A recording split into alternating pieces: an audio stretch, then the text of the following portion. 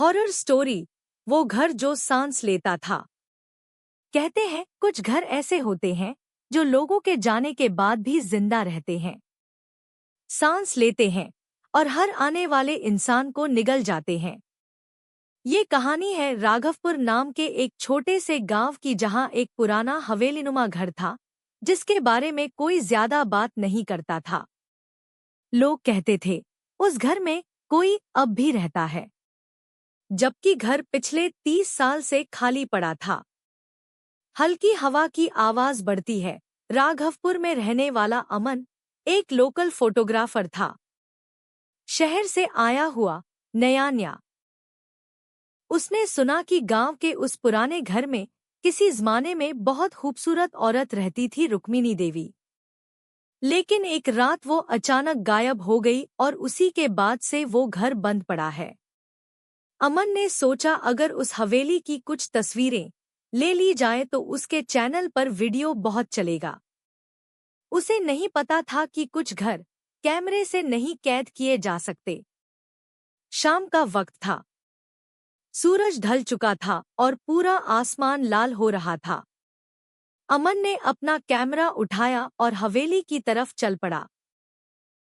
गांव के लोग उसे रोक रहे थे, मत जा बेटे, वो घर जिंदा है। अमन हंस पड़ा, अरे भूत प्रेत कुछ नहीं होते काका, मैं बस फोटो लेकर लौट आऊंगा। दरवाजा आधा टूटा हुआ था।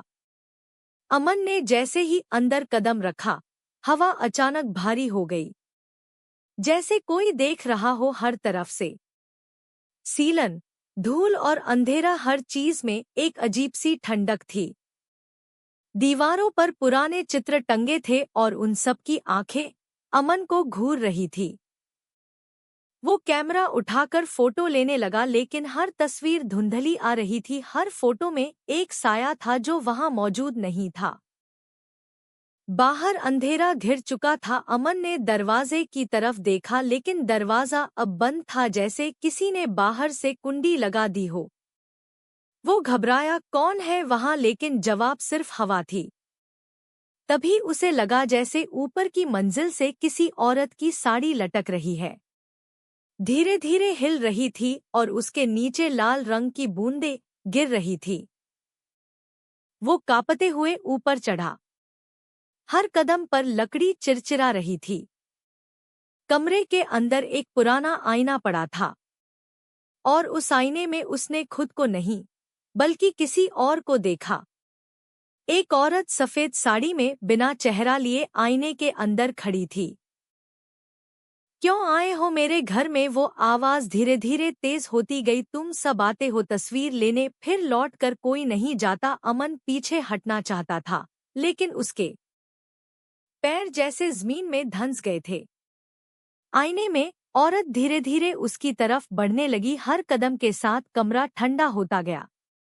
अचानक पूरा कमरा हिल गया।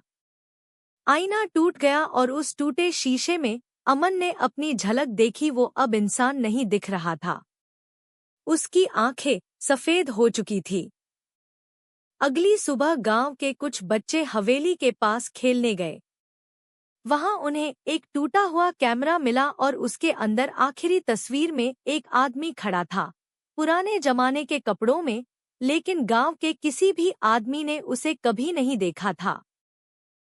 लोग कहते हैं अब हवेली के खिड़की पर कभी कभी एक साया खड़ा दिखता है, हाथ में कैमरा लिए। शायद अमन अब उस घर का हिस्सा बन चुका है।